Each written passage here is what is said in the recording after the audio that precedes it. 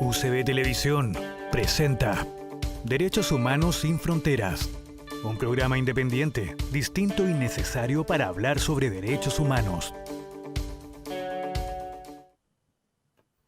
Hola a todos, ¿cómo están? Comenzamos un nuevo capítulo de Derechos Humanos sin Frontera en esta nueva temporada que llega hasta sus hogares gracias a UCB Televisión y por supuesto también gracias al apoyo de la Universidad Católica de Valparaíso, que nos permite tener semana a semana interesantes invitados. Y yo siempre digo, este es un amigo de la casa porque todos son cercanos y porque tenemos el privilegio de conocer a quienes he entrevistado, pero esta vez sí estamos hablando de un amigo muy cercano porque es nada más y nada menos que Juan Carlos Moraga, quien ya vemos en pantalla, director de la Fundación Derechos Humanos Sin Fronteras, que viene con novedades contundentes. ¿Cómo está, Juan Carlos?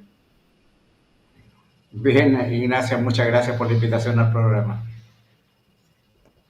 Muchas gracias a usted por su tiempo. Sabemos que están con una agenda súper apretada, súper ajetreada también, porque se viene un evento del que ya vamos a estar hablando y que tiene un carácter internacional, pero es importante también poder introducir y también todas las personas que nos tienen la oportunidad de ver en este capítulo puedan entender qué es Derechos Humanos Sin Fronteras, cómo se gesta, cómo nace y cuáles son sus funciones que se centran, como su nombre lo dice, en los derechos humanos, pero también en la transversalidad. Eso ya lo vamos a estar abordando, pero necesito partir de la base. ¿Cómo nace o de quién fue la idea de crear Derechos Humanos Sin Fronteras? Bueno, esta idea se conversó hace 9 años en Buenos Aires con abuelas de Plaza de Mayo, concretamente con Estela de Carlotto, la presidenta, quien nos planteó crear una institución de derechos humanos realmente independiente, a diferencia de las ya existentes que generalmente en sus informes se nota un sesgo ideológico, político, por influencias extrañas a su quehacer. Entonces, hace 10 años se resolvió crear Derechos Humanos Sin Fronteras en Buenos Aires. Yo fui invitado junto a representantes de 14 organizaciones de América Latina que estábamos allá en ese momento y participamos. Por errores administrativos de la forma de la escritura de fundación, que debía ser una fundación internacional, esta tuvo que refundarse posteriormente y nos pidieron que lo hiciéramos en Santiago. Lo que hicimos el año 2022, a comienzo de año 2022, y tuvimos nuestro encuentro fundacional en septiembre del mismo año, donde concurrieron, por supuesto, las abuelas de Plaza de Mayo, los empleados de Baltasar Garzón en España, de centrales sindicales de América Latina y 18 representantes de organizaciones de derechos humanos del continente.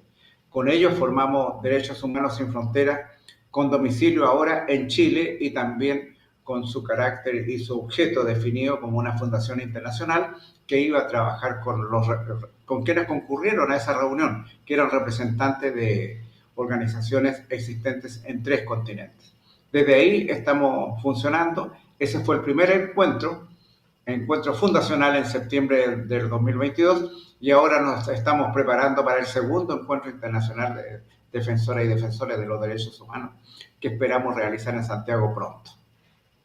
Y que también nosotros estaremos informando y que también invitamos a quienes nos acompañan en esta transmisión puedan ingresar a dhsinfronteras.org, la página web de Derechos Humanos Sin Fronteras, donde también sale detallado no solamente ese evento internacional, el segundo en su categoría, sino que también cada una de las labores y cada una de las investigaciones que de hecho ya estamos viendo en pantalla. Juan Carlos, yo creo que una de las cosas que más llama la atención y que también uno puede identificar al momento de ingresar a la página web, como lo vemos, es que desde sus inicios, Derechos Humanos Sin Frontera ha defendido la transversalidad y la universalidad que tienen los derechos humanos, cuestión que los diferencia completamente con otras organizaciones, no solo nacionales, sino que también internacionales, donde a veces, por ejemplo, se guarda silencio o se omiten ciertos movimientos que pueden ser transgresores de derechos humanos porque pueden ser aliados de un sector político. Derechos Humanos Sin Fronteras siempre ha puesto un acento en tener esta transversalidad. ¿Qué nos puede decir al respecto?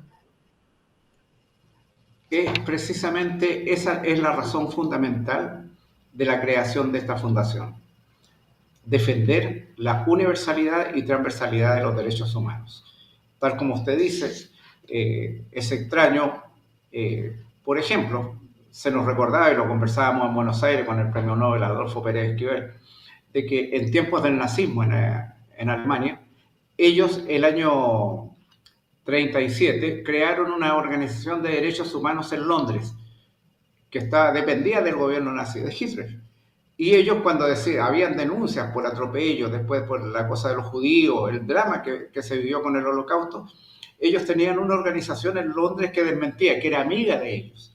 Entonces, por eso cuando se firma la Declaración de Derechos Humanos en el año 1948 en Naciones Unidas, se define que estos derechos son universales y transversales y que no pueden tener dependencia de ninguna organización o partido político.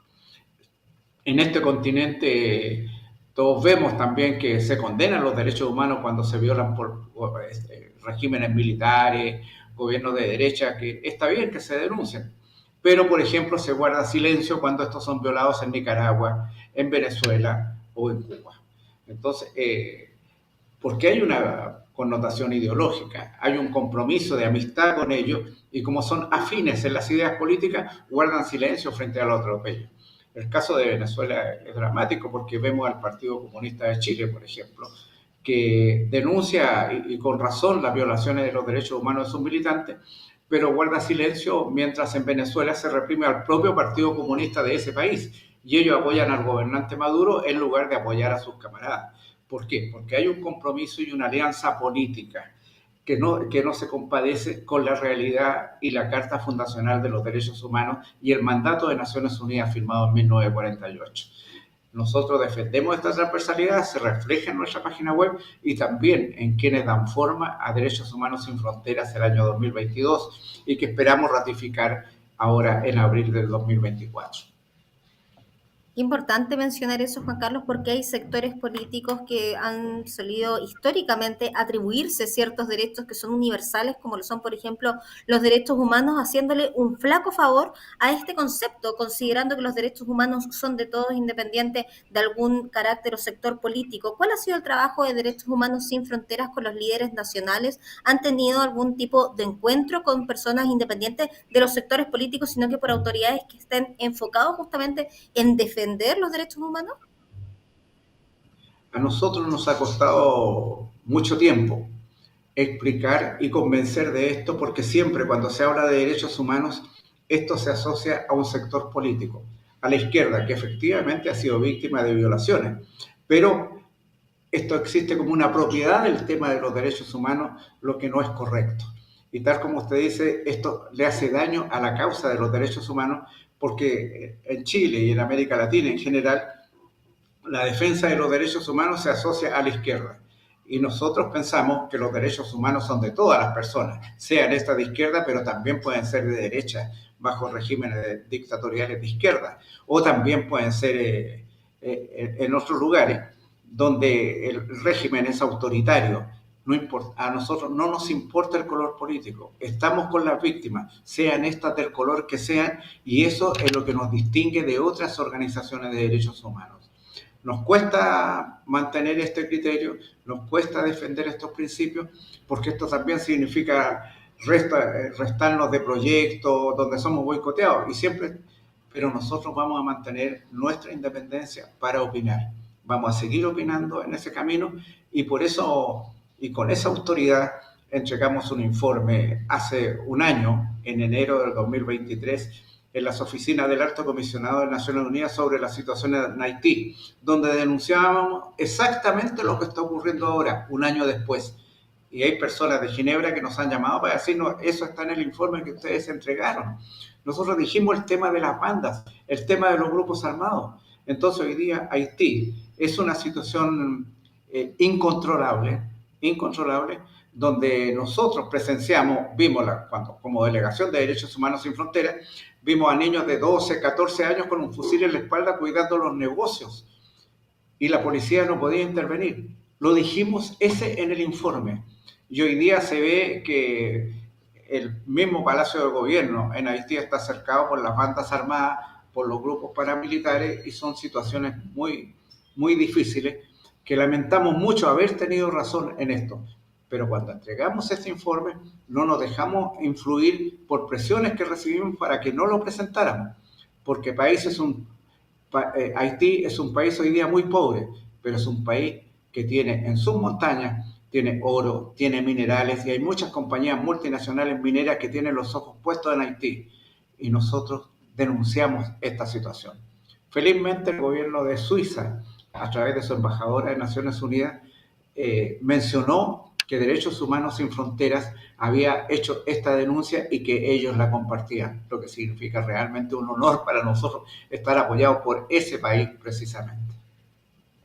Dicho informe que nos comenta y que entregó directamente la oficina del Alto Comisionado de la ONU para la Defensa de los Derechos Humanos en Ginebra, hablaba entonces de esta vulneración de derechos humanos que usted mismo constató. Se trata de un trabajo de campo y me gustaría que nos pudiera contar un poco en qué consiste, en cómo funciona Derechos Humanos Sin Fronteras cuando va al terreno. ¿Los reciben personas que los contactaron previamente? ¿Ustedes hacen algún trabajo de campo directo para experimentar si es que efectivamente evidenciarse que se existe algún tipo de vulneración de derechos humanos o se comienza con algún tipo de investigación previo desde el país de origen?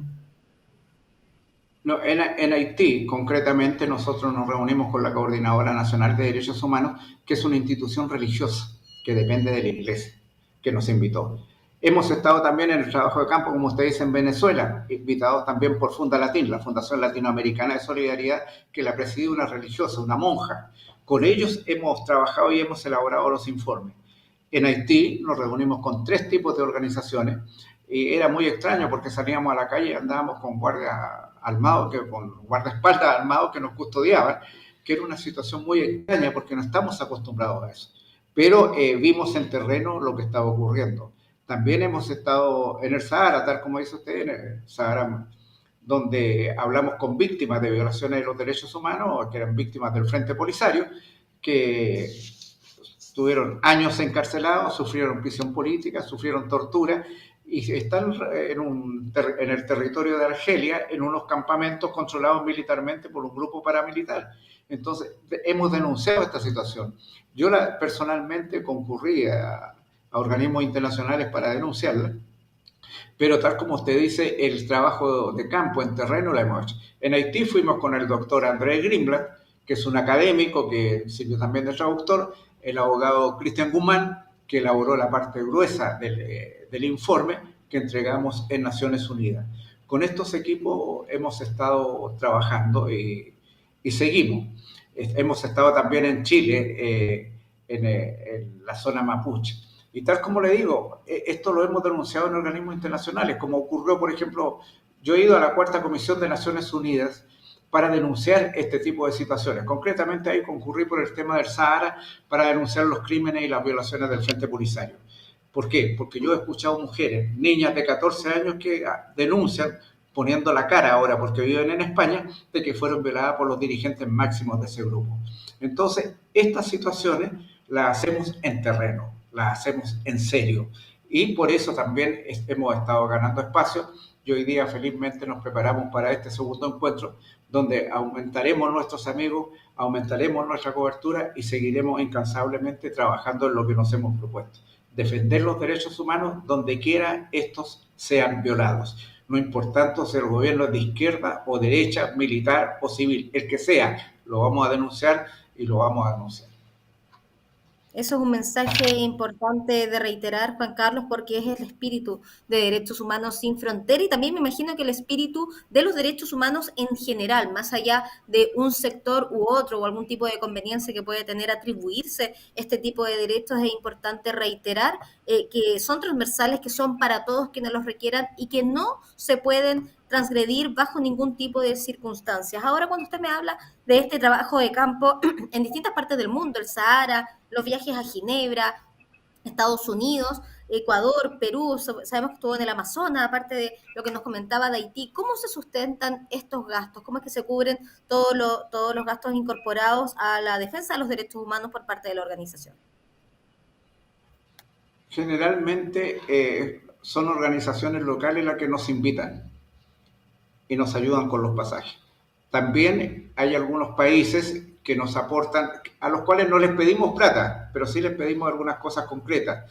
Por ejemplo, un pasaje, un pago de hotel, y ellos pagan directamente la factura para que la plata no pase por nosotros, no haya malos entendidos ni ocurra lo que tristemente ha ocurrido con otras organizaciones. Entonces, tratamos de ser lo más transparentemente posible en el tema de gastos. Esperamos, sí, el próximo año ya vamos a tener el apoyo de una importante organización internacional en el segundo semestre para poder cubrir los gastos de nuestra oficina en Santiago, gastos de honorario y también un proyecto de comunicaciones que presentamos que fue aprobado para poder sostenerlo.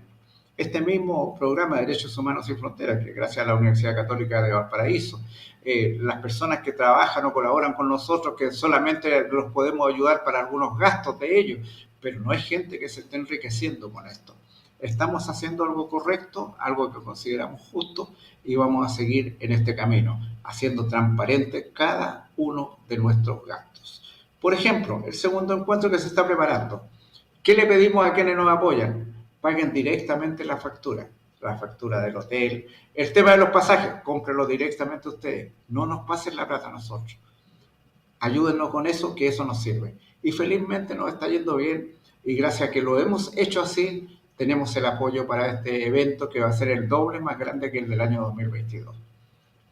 Y qué mejor que poder ser parte de la defensa de los derechos humanos, Juan Carlos, en un entorno y en un grupo del cual nos consta hay tantas ganas de poder colaborar y también tantas ganas y tanto fervor por participar por la preservación de los derechos humanos sin fronteras. Es importante explicar ese nombre y también reiterarlo. Se trata de una fundación que hace la defensa de los derechos humanos y que trabaja en torno a ella, pero también de manera transversal, sin sectores políticos y sin fronteras, como lo dice su nombre. Con respecto a las otras organizaciones de las que nos mencionaba, ¿cómo es el estado de las organizaciones respecto a los derechos humanos en nuestro país?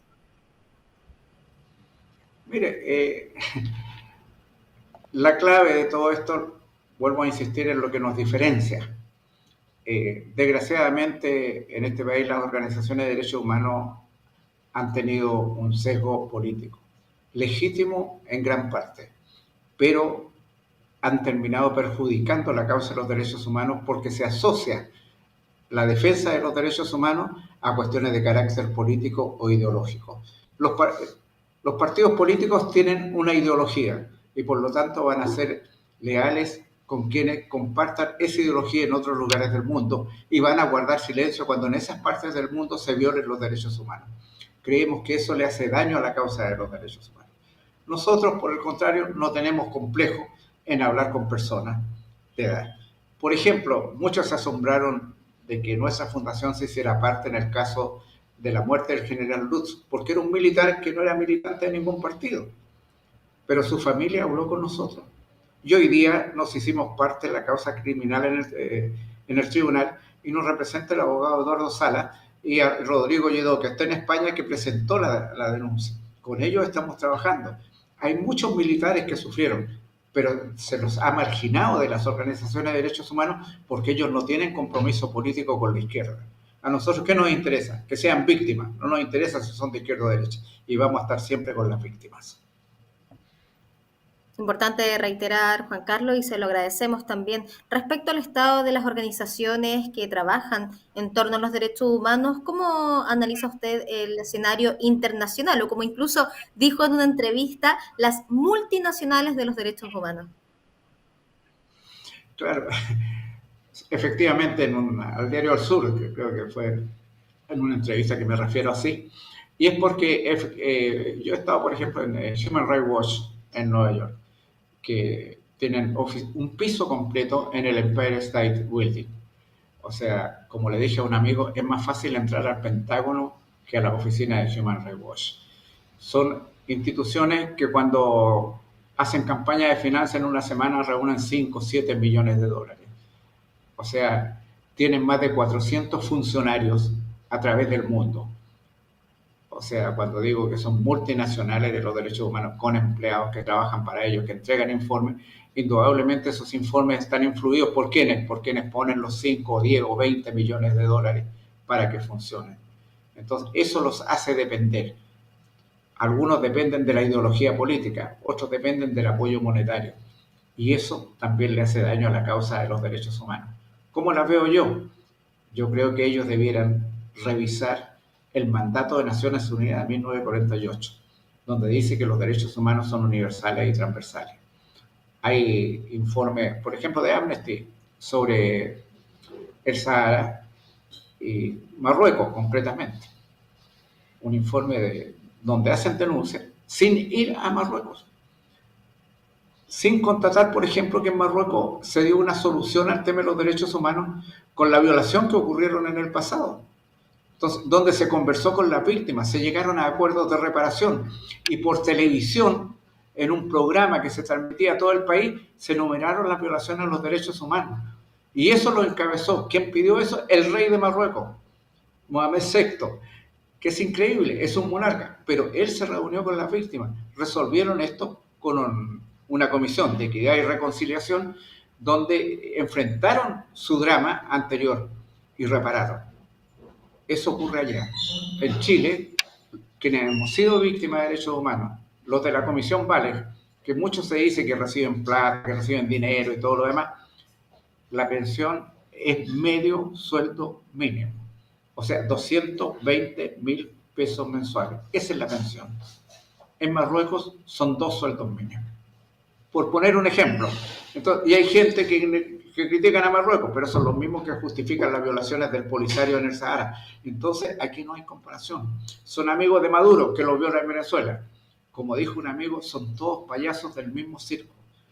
¿Cómo? Yo acepto que Ortega en Nicaragua tenga adversarios políticos, pero él está encarcelando a ex dirigentes sandinistas, a ex comandantes sandinistas que eran los compañeros de Ortega. Maduro persigue al Partido Comunista en Venezuela. El Polisario persigue a los fundadores del grupo Polisario en el desierto del Sahara y mantiene más de 20.000 personas secuestradas en campamentos. Entonces, eso hay que denunciarlo. Y no es que lo digamos, nosotros hemos conversado con las víctimas. Hay niñas, como les decía, de 14, 17 años, mujeres que denuncian. Y las organizaciones feministas no condenan ese tipo de violaciones por razones ideológicas. Eso es lo que nosotros criticamos.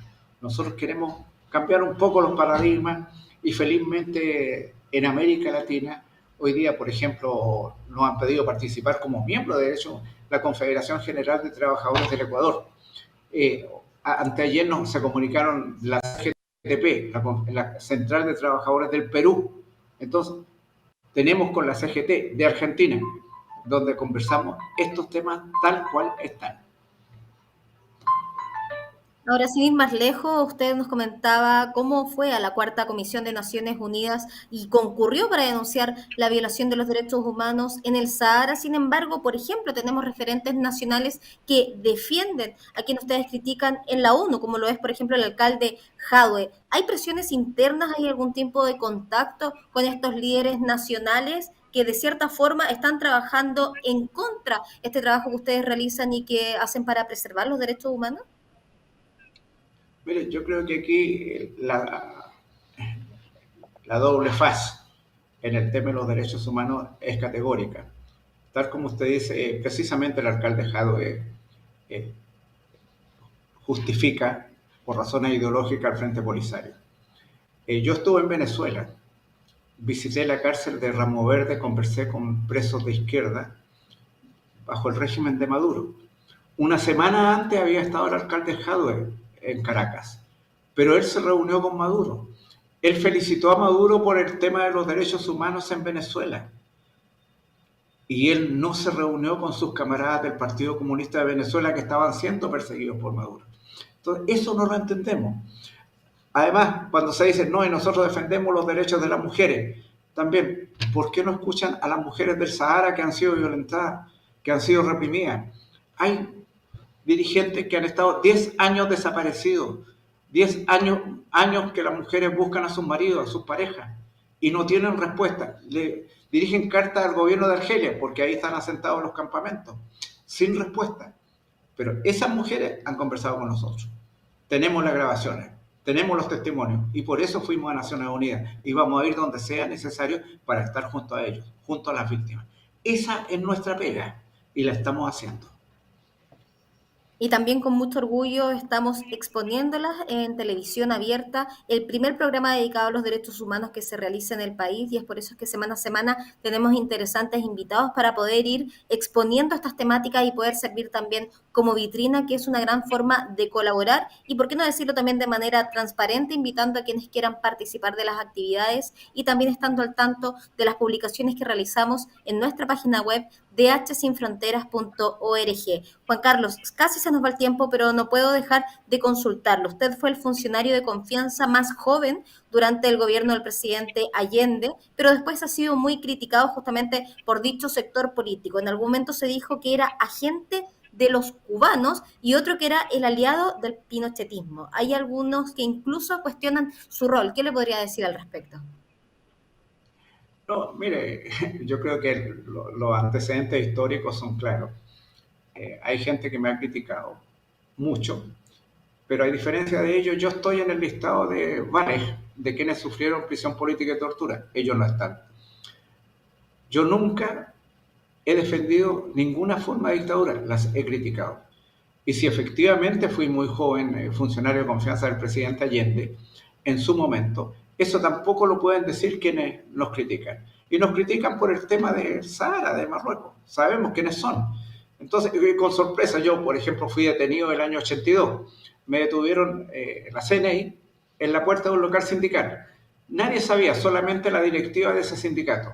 Bueno, uno de los que me denuncia es el que era presidente en ese sindicato. Una investigación que me llegó me dijo que el informe a la CNI había llegado desde dentro del sindicato. Pero yo no tengo tiempo para andar persiguiendo gente ni vivir de rencor. Yo estoy tranquilo con lo que hemos hecho. A diferencia de otros, yo tuve la confianza de un presidente. He estado con Bettino Craxi de Italia, nos ha recibido, después de mucho esfuerzo, pero nos recibió el secretario general de Naciones Unidas, con quien hemos hablado de estos temas. A nuestro evento próximo viene un ex primer ministro, vienen, como les decía, los dirigentes centrales sindicales, viene gente relevante en su país. Pero ¿a qué nos interesa a nosotros? Que los que vengan compartan el principio de que los derechos humanos son universales y transversales. Quienes nos critican, que sigan criticando.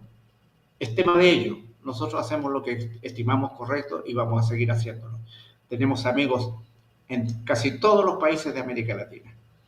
Tenemos amigas valiosas que en Venezuela, incluso siendo de izquierda, están criticando al régimen de Maduro, arriesgando la vida por defender lo que creen correcto. Yo prefiero esa clase de apoyo, esa clase de amistades, y no caer en la bajeza y la miseria de andar descalificando para recibir una ayuda económica de alguien que lo financie. Por eso estoy tranquilo, muy tranquilo y conforme con lo que hemos hecho y esperamos seguir haciendo. Ahora, nuestra preocupación es que después de nosotros, porque además ya hemos cumplido un ciclo, estamos viejos, tienen que venir nuevas generaciones. Y felizmente en Derechos Humanos Sin Fronteras hay equipos jóvenes, personas jóvenes que se están llegando. Por ejemplo, Mary Raquel Molina es una abogada de 35 años que defiende la naturaleza y el Amazonas. Comparte plenamente lo nuestro. Ustedes mismos, los que están acá, usted misma, la gente con la que estamos vinculados es gente que no tiene ligazones, dependencias de nadie y son libres de exponer. Y con ustedes, con ellos, vamos a seguir trabajando. Y también con quienes nos acompañan y también siguen este programa que semana a semana llega hasta sus hogares hablando de temáticas tan relevantes como lo son los derechos humanos. Probablemente son uno de los costos de ser independiente políticamente hablando por parte de la Fundación, que se puedan tener este tipo de comentarios. Sin embargo, Juan Carlos, nos consta el trabajo que se hace día a día y también la cantidad de personas que sin ningún interés, más allá que preservar los derechos humanos, pone un granito de arena, sin ir más lejos, como las personas que siguen el programa y que quieren estar interesadas y también al día de cada uno de sus avances. Y ya estamos de regreso en Derechos Humanos Sin Fronteras, esta vez con Juan Carlos Moraga, director de la Fundación Derechos Humanos Sin Fronteras, que nos está actualizando no solo respecto a la labor que tiene día a día la organización, sino que también con bastantes novedades que ya vamos a estar interiorizando. Pero quiero retomar un poco y tratar de hacer un hilo conductor en el trabajo día a día que nos desglosabas antes de ir a la pausa comercial. Han salido publicaciones de actividades de Derechos Humanos Sin Fronteras, que incluso usted desde su sus hogares puede revisar en la página web dhsinfronteras.org en distintos países. ¿Cómo se coordinan y cómo logran hacerlo? Ahí estamos viendo en pantalla algunos de los encuentros, no solo nacionales, sino que también internacionales y, como también lo mencionaba, en distintos continentes, Juan Carlos. Bueno, es por el contacto que hemos tomado con organizaciones de esos países. Muchos, ellos se han puesto en contacto con nosotros. Tuvimos una visita, tal como decía, en Ecuador, donde pudimos estar con comunidades indígenas del Amazonas, con defensores de la naturaleza y del medio ambiente, con quienes hemos tenido mucha alegría de estar con ellos y trabajar y encontrarnos con profesionales jóvenes que los acompañan en la defensa, en sus demandas. Entonces, trabajamos porque ellos han visto que Derechos Humanos Sin Fronteras no solamente estamos abocados al tema de cómo se relaciona el tema de los derechos humanos a las víctimas de las dictaduras, sino que también estamos en el tema de la defensa de los derechos humanos de las personas, los derechos humanos de la naturaleza, los derechos humanos de los adultos mayores, de los niños, de los pensionados. Son derechos humanos. Entonces, con ello hemos visitado esas comunidades del Amazonas. En Colombia hemos estado con la vicepresidenta del Parlamento explicando lo que era nuestra fundación, por supuesto también con la Central de Trabajadores de Colombia, con el presidente. Entonces, en Ecuador hemos estado en la Cancillería, que nos han recibido. Durante algunos minutos también estuvimos detenidos por militares en Ecuador, que se resolvieron durante una hora los inconvenientes, digamos, porque yo estaba opinando en una entrevista de prensa de temas de política interna de Ecuador. Pero eso quedó claro porque nosotros estábamos ahí, porque nos solicitaron que concurriéramos a ver en terreno lo que estaba ocurriendo en el tema del Amazonas, donde quedamos realmente alarmados y una situación realmente que nos dejó en estado de shock de cómo la contaminación, quienes atentan contra el medio ambiente, están demoliendo prácticamente ese río.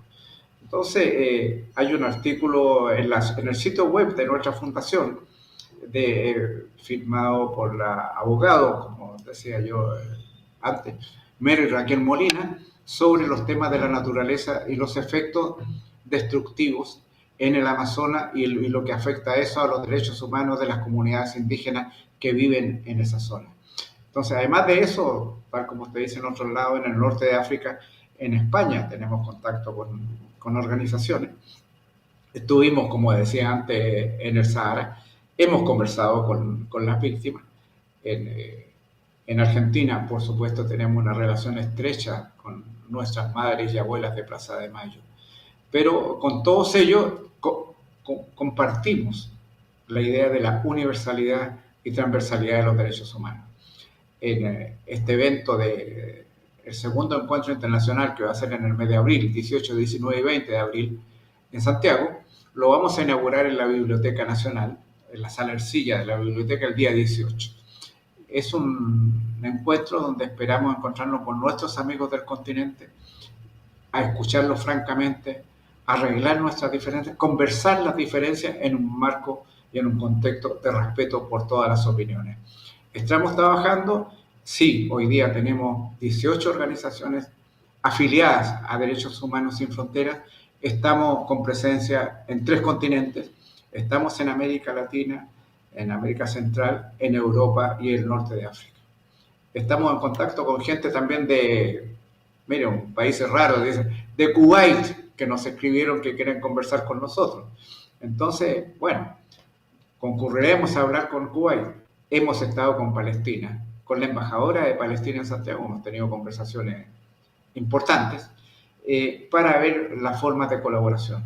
Y el caso palestino también, que también es transversal, porque como todos ven en este país y en otros, aquí en Chile, los defensores de la causa palestina se encuentran en la izquierda, pero también en la derecha, está el senador Moreira, el senador Chaguán y otros que están con el pueblo palestino. Esto trasciende las fronteras, los límites políticos, porque son cuestiones de justicia y de humanidad. O sea, nosotros estamos contra toda forma de represión y de vulneración de los derechos humanos y, por supuesto, estamos en este caso con el pueblo palestino. Sin desconocer que toda esta crisis se inicia también con un atentado terrorista del grupo Hamas que violentó mujeres, asesinó personas y hasta el día de hoy tiene más de 150 personas secuestradas.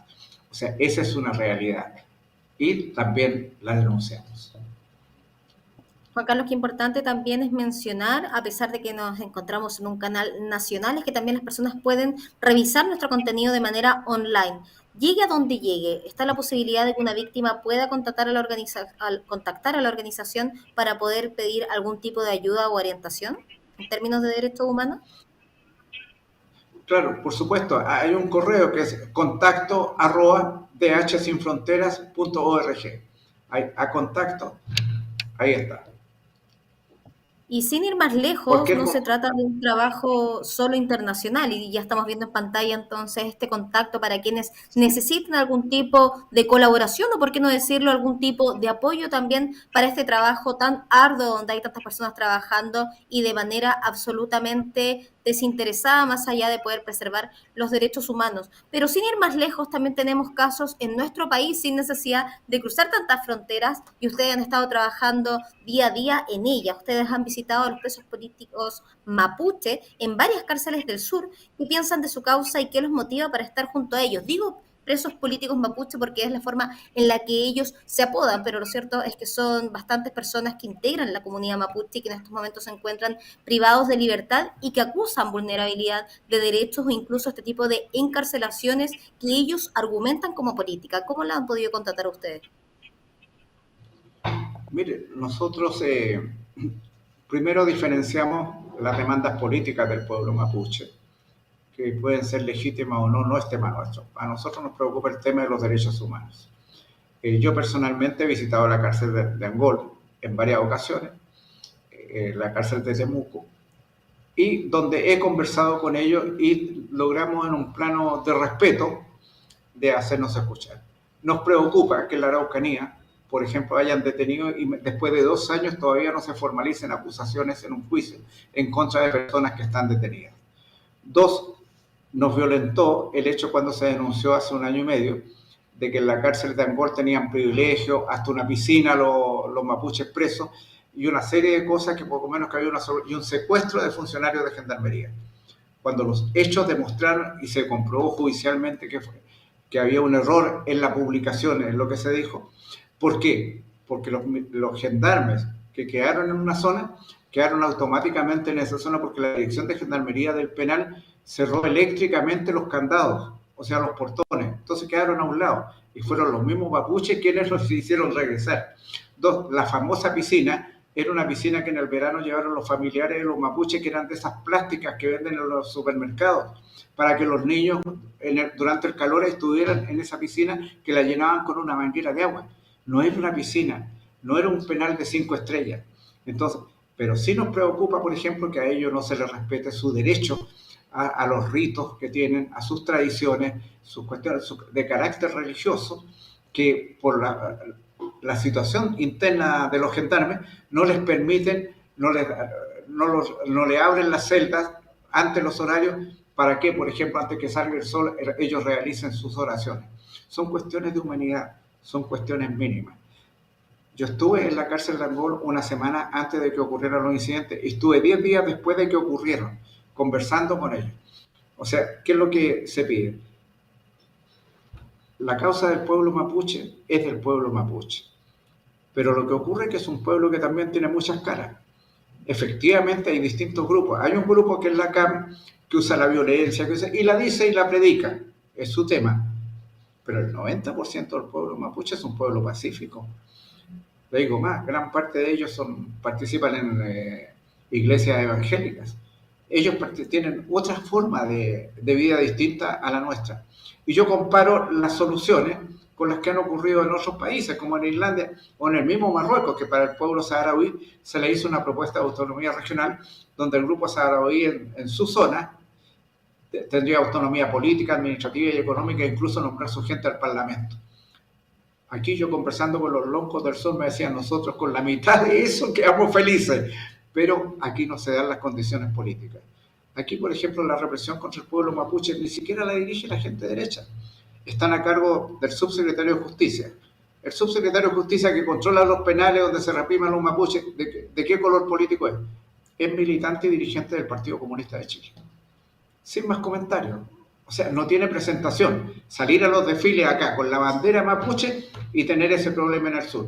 Las mismas organizaciones mapuches lo han denunciado. Entonces, con razón hay cansancio de la clase política, de sus manejos, porque ellos negocian todo. Hoy día mismo están negociando cómo va a quedar compuesta la Cámara, cómo el Senado, y conversan entre todos. Entonces, el país ya no da para más. Nosotros nos preocupamos no de los temas políticos, del tema de derechos humanos. En el tema mapuche hay niños que han sido víctimas. Hay niños que han perdido la vista por los golpes. Aquí se habla de los que perdieron la vista o los ojos durante el estallido, pero esos niños también tienen derechos humanos. Nosotros estamos con ellos, estamos tratando de llevarlo incluso a levantar una escuela en la zona cerca de Boyicuyi. Estamos en eso y vamos a seguir en eso. Y también nosotros seguiremos informando cada uno del trabajo que realiza Derechos Humanos Sin Fronteras para poder también estar actualizados, porque es una responsabilidad no solo comunicacional, sino que por todo social, por conformar parte de esta sociedad y también de quienes defienden estos derechos humanos, independiente del sector político, independiente de la etnia, independiente del sector fronterizo en el que se encuentre, es lo que hemos tratado de mencionar todo el tiempo y majaderamente hasta intentar instalar en el colectivo de cada una de las personas que los derechos humanos son y nos corresponden a cada uno de nosotros, e incluso ciertos derechos humanos que parecen imperceptibles cuando nos menciona la importancia de la defensa del ecosistema, de la preservación de estos bienes naturales. También estamos hablando de vulneraciones a los derechos humanos y que desgraciadamente se ven transgredidas y muchas veces pasadas por alto.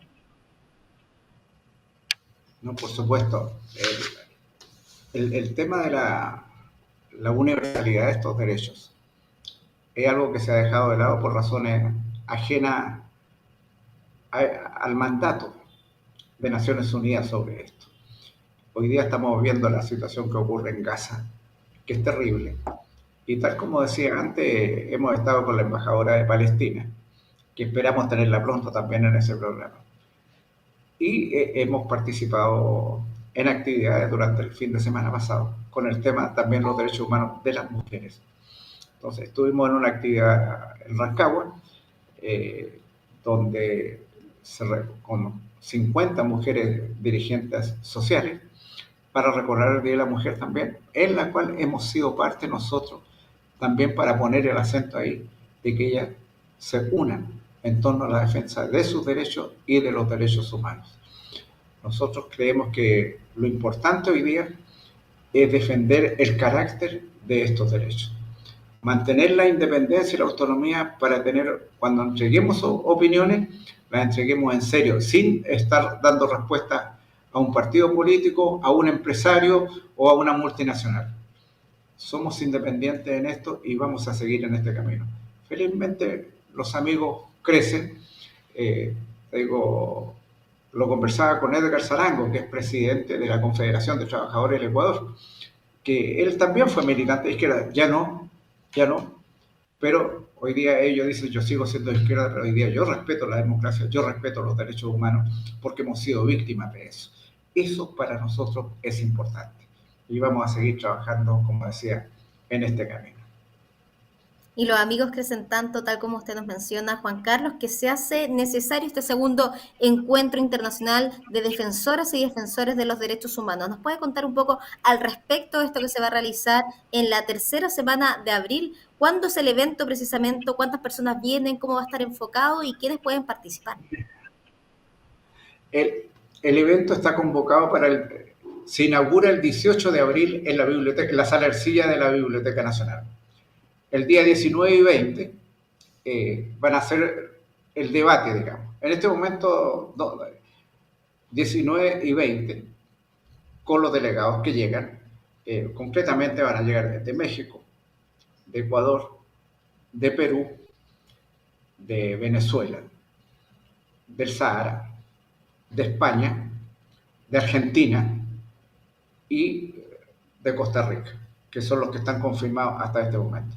También, si se lo permite, estará presente el ex primer ministro de Haití, Jean-Henri Séan, dentro de los invitados. Por supuesto, también comprometió su asistencia el ministro de Agricultura, Esteban Valenzuela, de Chile, con quien conversamos de esto, y van a estar presentes autoridades también. Nosotros no queremos excluir a nadie, pero los que vienen saben a lo que vienen, saben lo que van a escuchar y tienen que saber lo que queremos.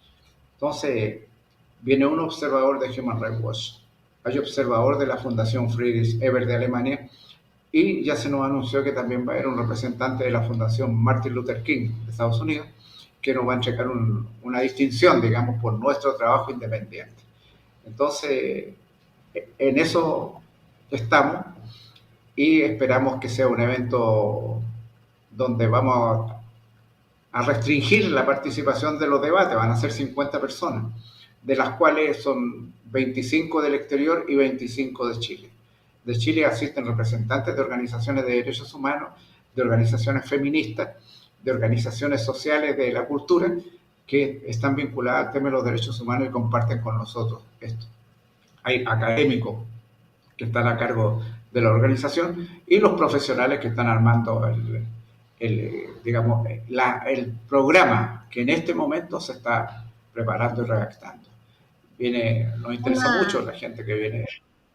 ¿Sí? Una instancia propicia Gente, no solamente para escuchar y aprender, reflexionar respecto a los derechos humanos, Juan Carlos, sino que también me imagino para trabajar, para hacer una hoja de ruta con miras al futuro, para poder ir mejorando y también preservando la defensa y vulneración también, persiguiendo la vulneración de los derechos humanos, ¿no? claro, se nos ha planteado cuál es el objeto real de Derechos Humanos Sin Fronteras. Y se ha planteado por ahí que nosotros deberíamos ser como los defensores de los defensores, por la represión que hay en contra de los dirigentes sociales y defensores de derechos humanos en distintas partes del mundo. Ser un poco, ir por ese riel, un poco por ese camino, que nos parece justo. Es un debate que tiene que darse. También los derechos humanos en el mundo del trabajo nos han planteado, por ejemplo, la gente de las centrales sindicales del continente nos dicen tienen que incluirlo, porque nadie lo incluye. Nosotros lo vamos a incluir. Y vamos a tener representantes, gente representativa. La Central de Confederación de Trabajadores Laborales tiene millones de afiliados. Es gente, la CGTP del Perú también, donde te digo, yo estuve hace un año, incluso recibí una distinción por ahí.